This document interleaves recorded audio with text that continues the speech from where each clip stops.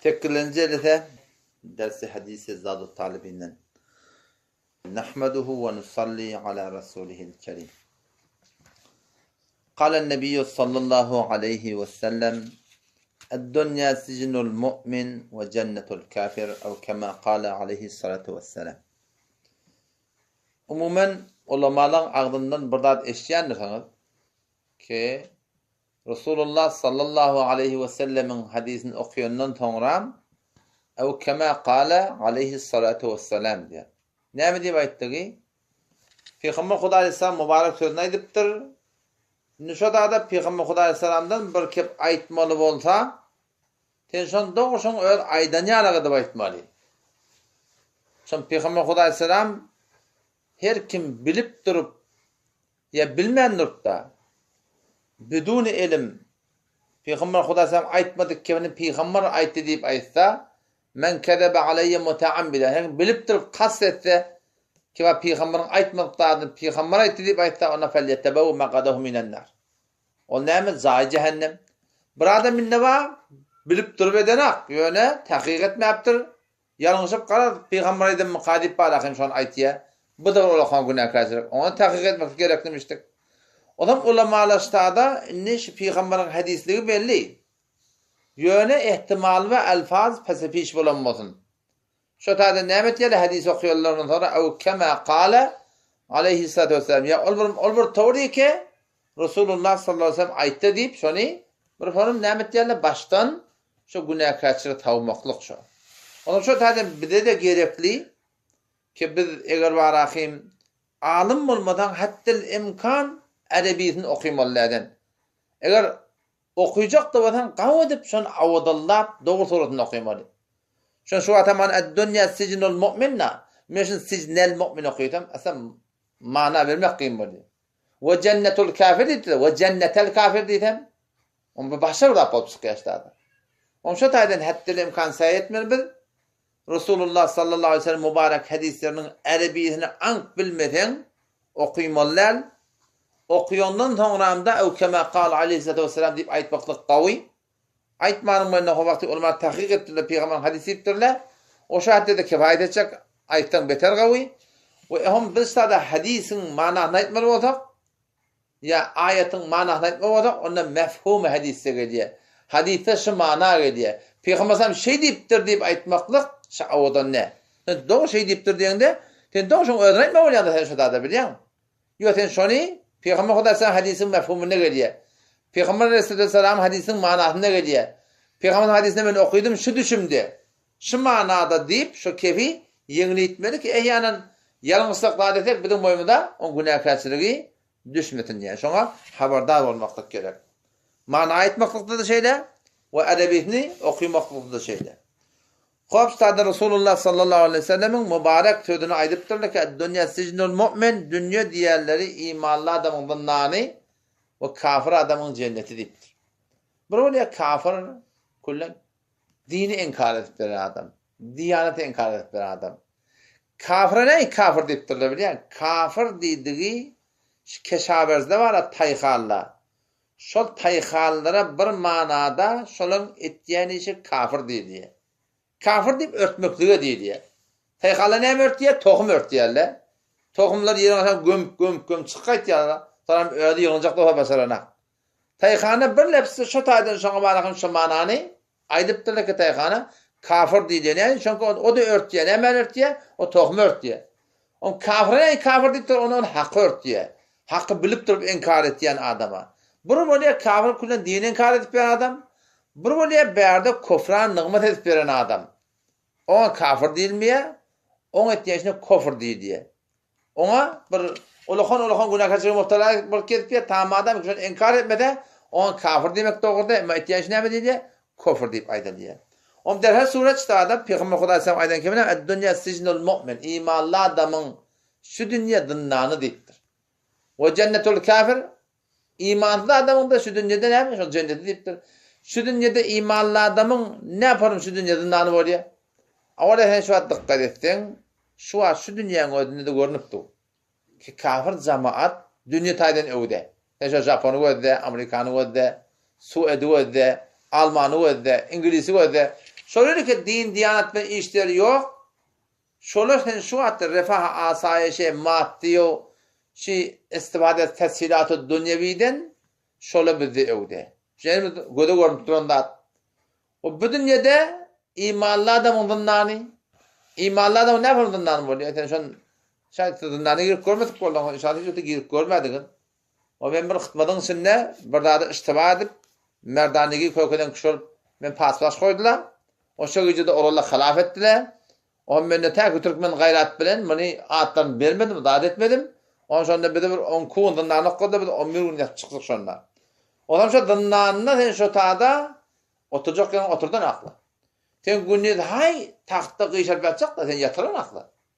Tahtta etekte oturmalı diye. Muzayifinde oturmalı, muzayifinde oturup olayım ne akışın ona da. Sen yiyecek vadın idiren akla, içecek vadın içtiren akla, gelecek vadın içine gitmeyen, gediren. Aslında ben akıyım, şicire bir hava şun içi, şun bir işin yiyecek otanın içinde yok dedi, 50 adam da var. O da ne yapıyor? Tamam şu teneffüsler, nefrete gidip geldi o da, azat hava yok.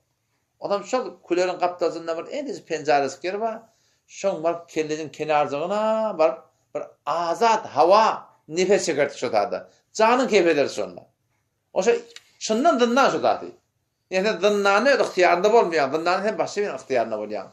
İmanlı adam da şu dünyada şeyle. İmanlı adam da şu dünyada dından naşi. Tenaga halazına toy tutup olanak.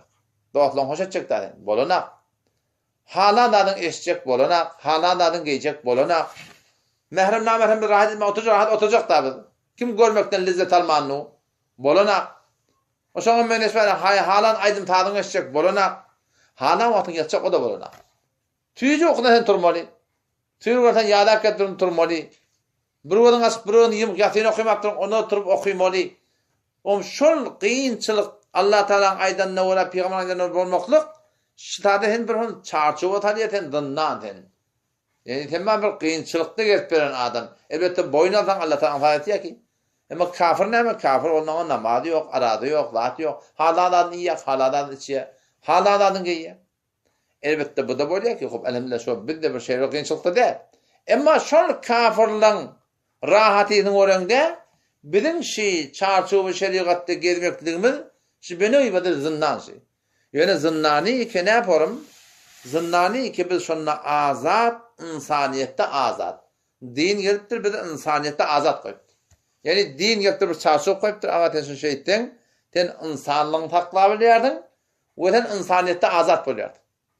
Emma sen eğer dinden çıkıp sen azat bulacak olsan, sen zahiren sen azat buluyordun ki. Emma hakikaten o lokam bir zindana giriyordun. O zindan ne mi? Zindaniye nefs-i şeytan neydi? O tada sen şolan aydın da uğramak yapıyordun. O zaman şu aydın sana şu dünya imanlı adamından kafir adamı cennet diye ayttığı şeyler. Bazen de böyle ya kafirden sana kıyısıl çekip verirler ki. Onun içinde de gedarken şu İngilizce ne kadar gedar var. Hep bir kafir olan hemez bayda kim olan. O tada ne kadar fehşa var, ne kadar munkarat var.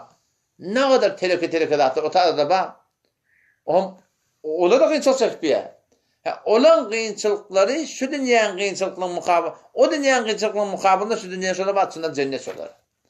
O dünyanın kırgın odundan bir adam çıkarıp şu dünyanın odundan falan şuradan uğuklak kalır diye, buğu diye alacak diye.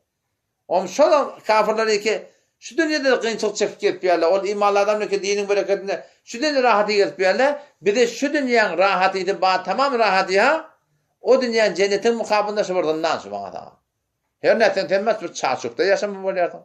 Ama onlar bana tamamen kıyınçılıkla çekip yerler kafirler da, o dünyanın adamının mukabilinde, o da şu dünyada ne mi? Sından şöyle cennette gelip yerler, yarak deyip et yerler. Hop, bir hadisten geçeydi.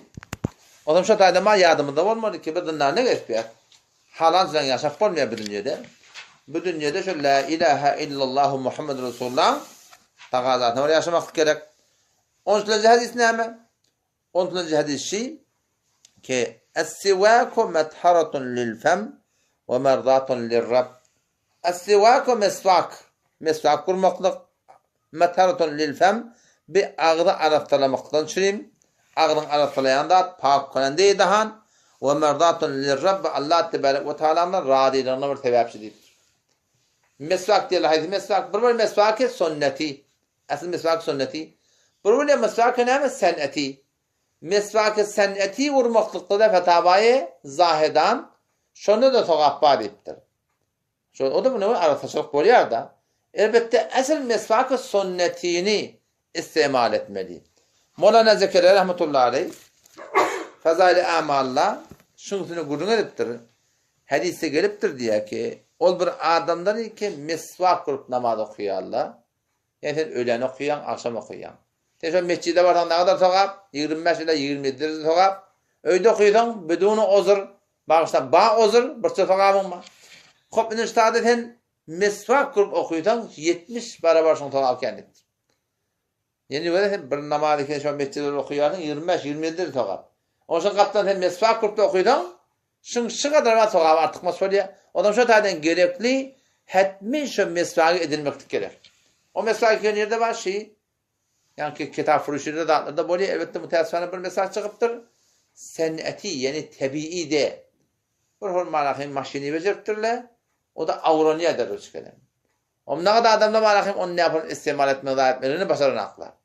Adam şu mesvakı Qavta Belucistan taraflarda şu doğrusu bir bağın köküşü. Gonjet diyorlar Belucisler. Belucistan'da var şu. Burada yani kule boyunca burada açık. Son etekte var akşam son halkına diyorlar. Köküne diyorlar. O da öyle köfriye öldü. O da şu mesvakı edilmektik gerek. Ki şonda kem peyda var. Ne peyda var? Ondan peyda var deyiptirler. Ağrın arattırlar. İkilenciden Allah Teala'nın radiyalığına sebep. Üçlenciden arasılıktan şeytanlarda, şeytanın qahrını getirtiye. Dördüncüden öyle ki adam iki mesvak buraya Allah Teala'nın ve ferişleri onu qavar yerdi diye. Mesvak sizler muhamzat. Beşinciden leselen takviyet etiye. Altıncıdan belgamma qaqılıklardan ayırıyanda. Yedinciden ağrın arasıt etiye. Tekirden sefra deyip bir dert buraya adam içinde bir qıdgırlık buraya şonu ayırıyanda. Dokkuluncudan gödün görücünü güçlendiriye. Bu onlardan neme ağrın telekiyetine ayırıya. Bilen hemenden göğde neme Resulullah sallallahu aleyhi ve sellem mübarek sünneti diyor. Adam şunu ödümüz, hanım adamız şu cami mesvakide vurup koyup da şunu güne 5 vakit sonra mesvak kurmaklığa çınlar adet etmektir gerek. Çından bir beter muhimdir. Ha burcak olsa ne yapar vurmalı? Her kim mesvak olaydı da ben yadından çıktır yanıma almakta. Onlar emeliye hamıda korkudan olacakmıştık. Ha mesvak var mı? Bir de böyle koyayım. Yani. İlerken bu da şu mesvak şu. Adam şun ağızlarını oraya mı? Şun ağızlarını evunçak şeyle diye. Ağızlarını şey rişliş, evunçak yok. Evunçak şeyleri taptamattan ağaç. Adamın ne etmeli? Bunu bir kâfezige şimdiden necedini şimdilik koymalı. Yarım saat, bir saat. Ne kadar katı oluyor, ne kadar yumuşarak oluyor. Adam şun defecigini şeyle dişimini şeyle ilin çığırıp yok da bıçakla havadana koy, elini çımamadın. İstersen şeyle açmalısın. Ne kadarlar var? Bunun şey daşçalarını şeyle artıp içine açmaları da var. Ona ihtiyaç yok. Şu daşı bile dursun. Ayırsan da ayrı ağa. Onun şeylece şundan bir pamuk çıkıyor. Odan bir qoğuryanına ne emet ya? Ne kadarlar qoğuryanına katı ya? Su degence yerini yımşayar. Su degen yerini yımşayar. O ham yımşadı ki yımşadı. Yımşamasa da var akım ondan sonra havardarak konuluk. Katarak koyup onu tıkıştırıp dağıt edip şeyle var akım yımşatmalı. Odan ne emet yartın? Tutmaklık tertibinde şeyle o da 3 varmak anırda, 2 varmak beyarda şeylerden tutuyor. Böyle tutamının günah karşılık saati yok yani. Oylan tertip şeyle. Şeyle tutuyardın. Baştan tağdan kayıtıyardın. Şeyle o da. Şeyle. Bala payın. Tağından başlayan tağ sefer gelince. Yamasın etekten şeyle. Bala payın şeyle. Aradaki dağıtları çıkarıyordun. Ondan sonra şunu şeyle inerken. Starma şunu salıp şeyle. Qav edip şey yıkıladıp. Ağıdan qav edip yuğmalı. Otam bunda ancak öyle değişik hareket yandır. Bir tabi ağını çayqayardan. İkilenci edek ne etmeli? İkilenci edek şunu yumuşak yerini. İşte ağa mindirmek ne ha? İşte akındırları. Defek kentleğine mindirip şeyle, ötek kentleğinde şeyle kentleğine 1, 2, 3 aile yardan. Yine de ağını çayqayıp yani dökmeli. Üçüncü edek bunda gıyırrak o beter peydada şundaki şu cagal şeyle, defek kentleğine şöyle aha. Salyardan. Anırak gitiyordun. O küçülü dil var ahi. Şu küçük dilin üstüne şeyle şunu çekmeli. Şu tadı adamın övüymeti oluyor. Şu övüymeklikte kem peyda var. Doktor Katoli bilen men bir takurunda şolamda. O bana diýdi de bir adam öljek köpeti. Kullum malahim yani barya danny. Siktiripdir, birda etdir, emal yok, mun näme etmeli? Ohan gurtana bak yani birda etýärdi da. Şoňa behterin ýol awal ahir Allah öwrjek bolsa öwrer diýdi. Behterin ýol şoň bokurdagyny eliňi talyp öw gitmeşim diýdi. Om şol kullu wujudun çayqaýar. Öwlep jaýyna gelmekine täýär bolýar diýdi. Şu atda meswak guranda bir imtihanatdan gonusyny defek kentle onu şeyle gitýär içinden. Barya gişesikleri şeyle agelende onu etýär şonda. Gaty bir öwýän etçegelen peçegelen hem goýan galýar. Garyn dokuda hava ide berpetdir, havada bar. Garyn dokuda sağma ide berpetdir. Onu şonu etçegelende goýan çekdiýär. Şonu aňyrdan qakylyk gaýtdy. Şonda nefes çekdi onda. Aňyrdan da mede raditdirin Buhari etdi. Bokurdan bir sidatla galýar. Şoldan mara aňyrdan gelýär, ahyrda da şeyle diline çekmeler şimdi. 3 sefer var ahire çayqayardım. Bir çayqayardım. Bala payın şeyde. Önce baktım mesela öyle de hanım. O mesela kuruyardım. Zikillat yardım kavadım. Yani erzine hak et yardım. Önce bala payın da oradan beylerliğin. İkinci var da yani kentlik defenin aşağı şeyle aylamalılan. O yüzden yani defek kentlik şeyle ileri git yardım. Seslilik o diyor hak et yardım. Övecek olmalı. Ama ahırda da ne etti? Diline sonra hak et çek yardım. Şöyle kamil var ahim suratında mesvak kurmaklık. O mesvak kurmaklık bir de yankı yatacak bolanda da sünnet. Hani ne kadar yatacak olduğunda şu taada da mesvak kurmaklık sünnet yani. Şu anda adam yatasıga çak oluyor. Neftin yeter şu taada eğer şu edip olsa beter şu anda ne olacak? Kem peyda olacak inşallah. Şu taadan Resulullah sallallahu aleyhi ve sellem mübarek söyledi. Es-sivaku metharatun lil fem. Mesvak diyorlar ağzının arastalığı ve merdatun lil Rabb. Allah tebarek ve teala'nın razı oluyor. Ne kadar zatla bizim yanımızda erzisi yok. Hudaý Teala'nın beter erzirken, ne kadar zatla bizim yanımızda beter erzirken Hudaý Teala'nın erzisi yok. Şon bir näme? Şu mesvak. Şunu sınırın gaýındyrmaklyk gerek. O maşinin mota maşinin içinde birini goýmaly. Öýde bolsa öýde jüdägäne goýmaly. Ki hemişe var şu mesvak bolup dursun. O bir wagtda mesvak bolmaýan şu taýdan elim bunu etme bolýar. En iyi hareketleri defelerin şeyde o kişi istirdiğinden söylerinin anırdan bana hak edip şu tuğratında ona sivak dedi. Bir mesvak bilen artıramaklık, bir sivak elin bilen artıramaklık. O da her gayet makdur olsa zahinde şunu etmek gerek inşallah Teala. Hop. Hadisen geçeyli bardık ne yarar? El yedul ulya hayrun min yedis sufla diptir. Ev kema kâle aleyhisselam Peygamber mübarek söyledi. El yedul ulya dest bağla yani defeki el eteki ellerin gavdiptir. Menzur näme? Beryan el alyan ellerin gavdi. Yani başardan beryan mozak bolipdir Peygamber aleyhisselam. O buna kadar adamlar alyan da var. Ondan sonra beryan mozak kılıp alad etmeli. Her bir zatda. Evet bir yerde beryan olmak için boynuna vermeklik düşýän bolsun yani. Türk mesaramda bir tertip kurup durlar. Onlar açık bir ahırın günde solluk. Awal yanlış fetva veripdirler. Oşan öwrüp almak gyrak bolar olar yani. Baş fitre vermeli. Baş fitre vermeli hava. Men şu daha sonra awada gördüm baş fitreni hem mökşe vermeli diýerler. Men dedim, bunu hem mökşe vermekden kim almalı mı dedim ben. Baş fitrene garip olmalı. Garip de vermeli, bay de vermeli. Hop. Garip de beryan mı? Garip kimden almalı? Beryan adamı almak haram. Beryan adama almakın öyle haram. Şu vakti bir adam bazı şerait var baş fitre verdi. Arada da şol adamı öyle baş fitre almakın haram. O mesela ben dedim hem beni vermeli yerden. O kim almalı mı ben dedim. Ay avvalden gelen tertip falan yok mu böyle de? Doğru. El yedul ulya hayrun min yedis sufla. Beryan el alyan ellen gavi. Onun gurun yok. Ama ol bir yerdeki vacibat bulanlar hem beryan etmeli, alyan etmeli. Yok hamara hem öks vermeli olsa ol nezir var hem hamara hak etme olar, almalı olar. Ben de şey görüyorum taraf tükanı var. Çünkü eşip tükanı zekat vermeli. Tükanı neyse sermaye var 10 milyon. 10 milyona zekat vermeli mi? 10 milyona zekat yok. 15 milyona şu zekat yok. 20 mıtkal gıdıla ten sermaye tükanın tatçak diye koyandadın gıdılın yetmeli. Ta o zaman ne etme oluyor şu da zekat verme oluyor. Qarar vermeli. Onlardan tamamen şu diyen haca dökülen pul var da. Şu haca dökülen pulu var şu da zekat vermeli mukadi. O fakir ondan bundan qarar ediptir. Ya haca pul yoktur 3 milyon.